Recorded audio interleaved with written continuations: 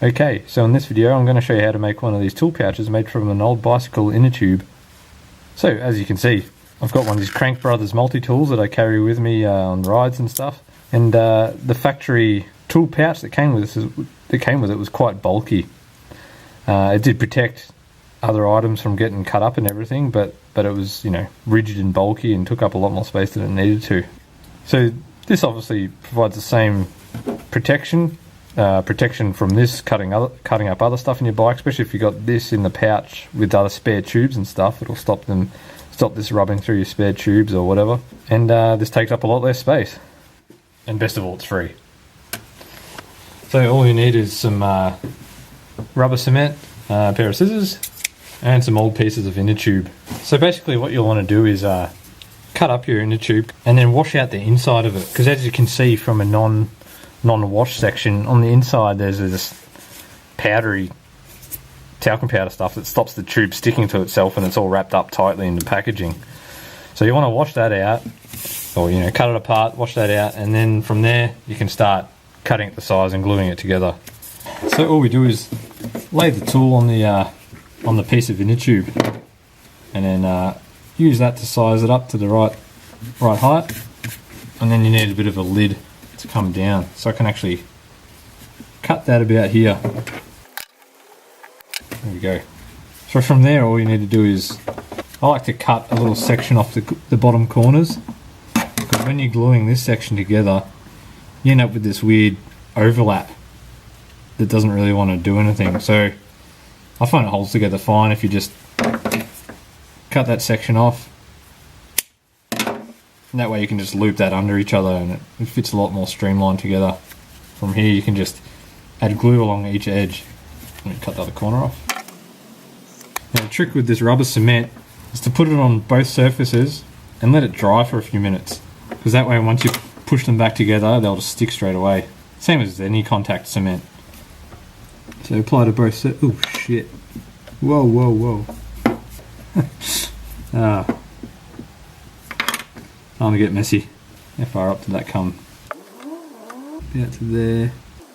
And then on the outside surface. Well, I'm making a terrible mess of this, but it'll work. Trust me. Alright, so apply sparingly and don't squeeze the tube too hard. So maybe just work with one side at a time, because that way it's not so awkward. And let that dry for a couple of minutes. Right, so that should be long enough. The glue's just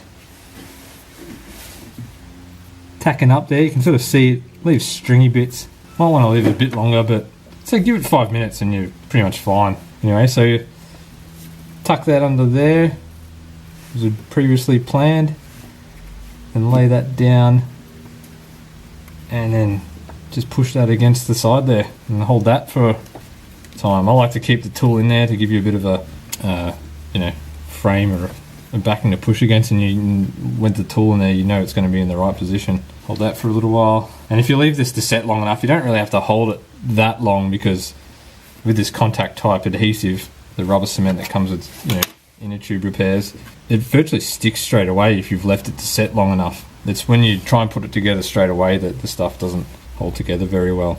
Alright, so that's good enough. Flip that around and just repeat the step on this side.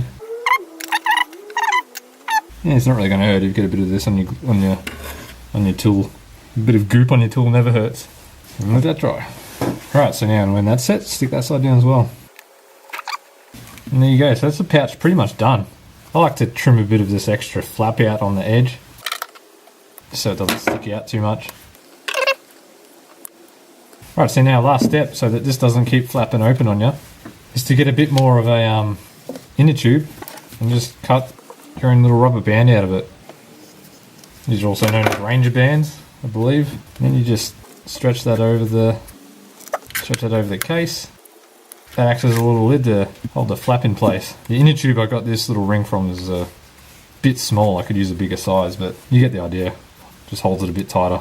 Holds it a bit tighter than the original one. So there you go. There's your little tool pouch done. I sort of rushed this a bit, so there's little gaps here and there, but if you take a bit more time, a bit more care, you can get a really nice fit. I mean, that works perfectly fine anyway. Because I've got the rubber band too tight, it's actually squeezing the case. Whereas you look at the original one, take that off. You look at my original pouch, the rubber band fits it it was from a bigger inner tube, so it fits it quite nicely. So that'll just slide straight in there.